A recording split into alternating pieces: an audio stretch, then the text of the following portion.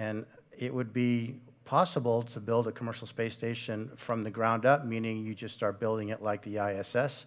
But there are a lot of good reasons that you might want to start attached to the ISS by sending modules one by one so that they can begin their life as attached using resources, mainly electrical power and cooling capacity, while you establish a rhythm of doing operations with the ISS partnership, and also taking advantage of the significant investment in infrastructure that's already there. I'm talking about scientific installations, facilities that could be transferred over, to one day anticipating the ultimate deorbit of the ISS, as well as the research. So if you said today ISS was going to end in 2025, probably in a few years, researchers would stop looking at doing microgravity research aboard that, because it takes a long time to get these things built and designed, and there'd be no foreseeable market to do that.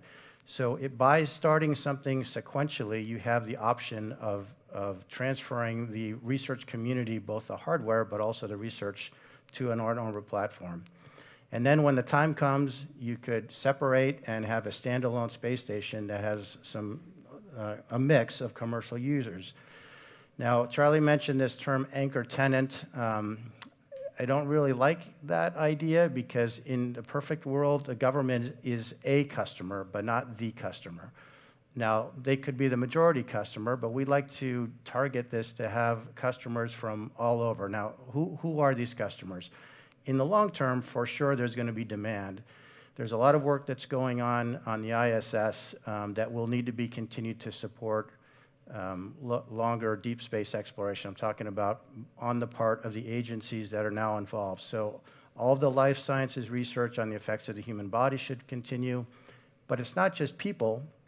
We have taken hardware up there, especially critical life support hardware, that we thoroughly tested on the ground. We got it on board, and it failed. Sometimes it fails right away. Sometimes it fails after a few weeks or a few months.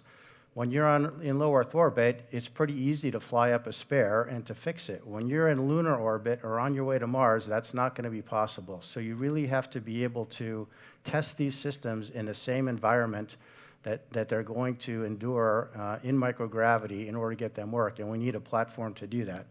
And then the third reason, beside life science and the equipment, is the astronauts that we have today have the luxury of cycling up and down. We have maybe 40 or so astronauts in the US, and there are quite a few others, obviously, around the world. When we talk about the gateway, the plan is to fly one mission a year of about 30 days duration with 4 people. It's really hard to maintain a proficient astronaut corps without some place to go to practice. You don't want to send a person on their first space flight to go to the moon or to Mars, probably.